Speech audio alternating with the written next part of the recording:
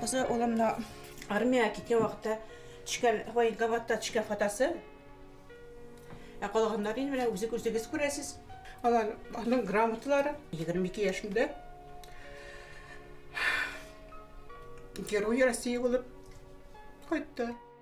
Туган йортындагы сурәтләре, китаплары, мактау грамоталары аның рухын саклый. Хәрби фуражкасын салып куеп кына торган, ә үзе менә әйләнеп керер кебек ди Домирның әнисе. Дамир бик кичкәнә, бик сабыр, бик ипле инде ул. Яни мин контракт буенча калырга уйлыйм, званиялар да алырга була дип, аннары үземне яхшы якта күрсәтермен, Казанга күчеп кайту мөмкинлеге дә була дип, шулай итеп үзенә контракт белән калырга уйлыйм дип әйтте ул миңа. Яни син минем өчен горурланырсың дигән.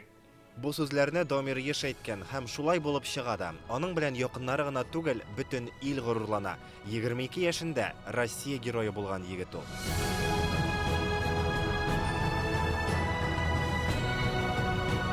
2022 елда Домир Гыйлемханов контракт буенча Ростов өлкәсендәге хәрби частьта хезмәткә кала. Махсус хәрби операция башлангач, шунда кертәләр.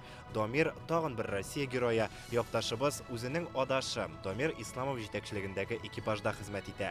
7 март көнне ЛНРда барган бәрелештә егетләр тарихка кирип калачак батырлык кыла. Каршы якның 4 танкын юк итәләр. Әмма 5нче танк үзләренә һөҗүм ясый. Шунда аларның гомерләре өзелә. Күрсәткән батырлыгы өчен Россия президенты указы белән Домир Гыйлемхановка герой исеме бирелде.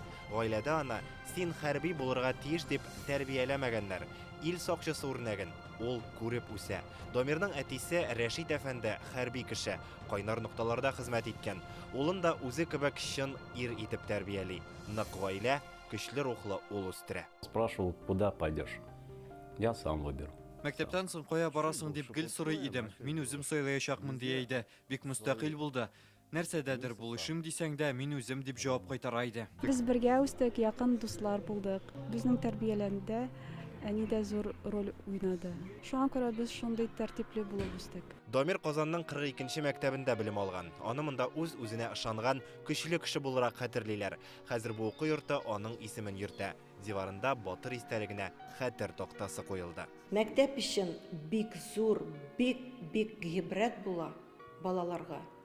Ничек үз җирне яратырга, ничек тәртипле буларга, үзенең халыкны яратырга. Домирның армиядан язган хатлары гаилә архивында саклана. Аларны укыгач егетнең ни дәрәҗәдә гаиләсен, туган илен, ватанын яратуын аңлыйсың. Исәнмәни, минем барсы да яхшы. 1 ел сез миннән, мин сездән башка ничек яшәрбез.